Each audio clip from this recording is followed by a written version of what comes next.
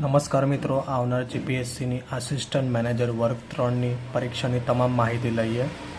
Exam પેટર્નની વાત કરીએ તો આમાં બે એક્ઝામ છે. એક પ્રિલિમિનરી ટેસ્ટ હશે અને મુખ્ય પરીક્ષા હશે. પ્રિલિમિનરી ટેસ્ટમાં તમને કુલ 300 માર્ક્સનું પેપર હશે, જેમાં 100 માર્ક્સનું જીએસ હશે અને 200 માર્ક્સનું સંબંધિત વિષય હશે. સમયની વાત કરીએ તો 3 કલાકનો સમય તમને મળવાપાત્ર રહેશે.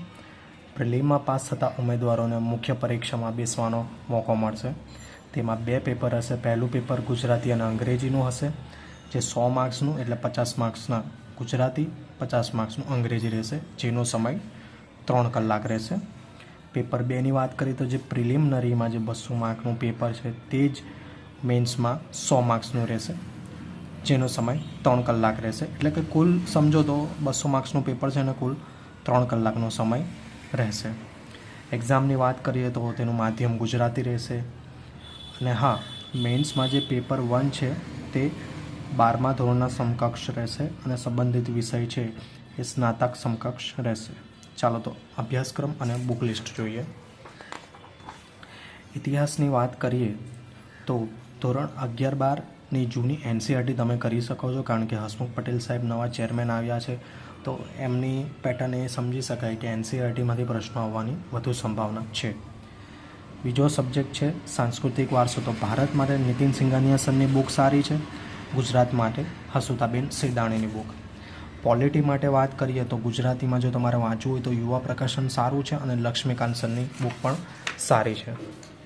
ત્યારબાદ વાત કરીએ ભારતીય અર્થતંત્રના આયોજન. તો ધોરણ 11ની એનસીઈઆરટી તેમાં જે હાલના વર્ષનું બજેટ સર્વે અને કરંટ અફેર્સ તમારે કરવા જોઈએ.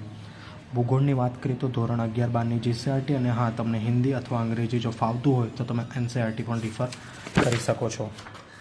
વિજ્ઞાન અને ટેકનોલોજી વિષયની વાત કરીએ તો કરંટ અફેર્સ, લિબર્ટી અથવા યુવા પ્રકાશન અથવા તમને જે પણ અનુકૂળ આવે તે તમે વાંચી શકો છો. જો તમારી પાસે સમય છે તો તમે આ જેટલા પણ ટૉપિક છે એના બેઝિક્સ માટે કોઈ પણ બુક રિફર કરી શકો છો. ગણિતની વાત કરીએ, મેથ્સ અને રિઝનિંગ, તો એની માટે તમે કોઈ પણ પ્રકાશનની બુક લઈ શકો છો. આમાં પ્રેક્ટિસ મહત્ત્વની છે. આ થયું 100 માર્ક્સનું પેપર. હવે આ થયું 100 માર્ક્સનું. હવે છે 200 માર્ક્સનું, એટલે કુલ પ્રિલિમિનરી 300 ગુણની હશે. તો 200 માર્કમાં આપણે જોઈએ તો પ્રથમ મુદ્દો છે એ જાહેર સેવાઓ અંગેનો નાગરિકોનો અધિકાર અધિનિયમ 2013 છે. બીજું છે આરટીઆઈ 2005. ત્રીજું છે લોક પ્રશાસન જાહેર વહીવટનો અર્થ, પ્રકૃતિ તથા કાર્યક્ષેત્ર. ચોથું લોક પ્રશાસનમાં પારદર્શિતા અને ઉત્તરદાયિત્વ. પાંચમું જાહેર વહીવટમાં તાલીમનું મહત્ત્વ અને જાહેર વહીવટમાં સુધારણા માટેના ઉપાયો. છઠ્ઠું વૈધાનિક, નિયમનકારી અને અર્ધન્યાયિક સંસ્થાઓ. સાતમું ભાવનાત્મક બુદ્ધિમત્તા, ખ્યાલ, વહીવટ અને શાસનમાં તેની ઉપયોગિતા. આઠમું નીતિશાસ્ત્ર સંબંધિત મુદ્દાઓ અને પડકારો, ભ્રષ્ટાચાર, લોકપાલ, લોકાયુક્ત. નવમું સરકારી વહીવટ ક્ષેત્રમાં સાંપ્રત પ્રવાહો અને તાજેતરની પ્રગતિ. 10મું આવશ્યક ચીજ વસ્તુ ધારા અધિનિયમ 1995. 11મું આવશ્યક ચીજ વસ્તુઓના કાળાબજાર થતાં અટકાવવા અને તેનો પુરવઠો જાળવી રાખવા બાબત અધિનિયમ 1980. 12મું રાષ્ટ્રીય અન્ન સલામતી કાયદો 2013. 13મું લઘુત્તમ વેતન ધારો 1948. 14મું the payment of gratuity act 1972.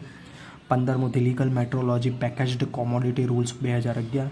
16મું લક્ષિત જાહેર વિતરણ વ્યવસ્થા TDPS. અંત્યોદય અન્ન યોજના, અગ્રતા ધરાવતા કુટુંબોનું એટલે કે PHH, મધ્યાહન ભોજન યોજના, mid day meal scheme, ICDS અને અન્નપૂર્ણ યોજના, તેમજ અન્ન નાગરિક પુરવઠા અને ગ્રાહકોની બાબતોના વિભાગની યોજનાઓ.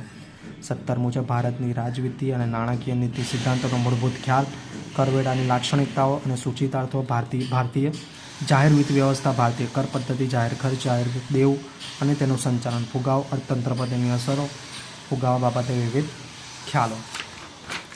18મું છે the fiscal responsibility and budgetary management act. બંધારણની કલમ 266 અન્વયે ભારત તથા રાજ્યોની એકત્રિત નિધિ તથા જાહેર હિસાબો. અને 19મું છે ઉક્ત ક્ષેત્રમાં કરંટ અફેર્સ.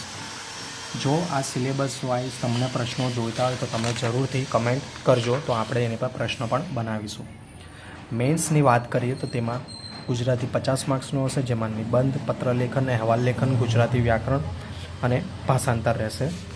અંગ્રેજીની વાત કરીએ તો તે 50 માર્ક્સનું રહેશે.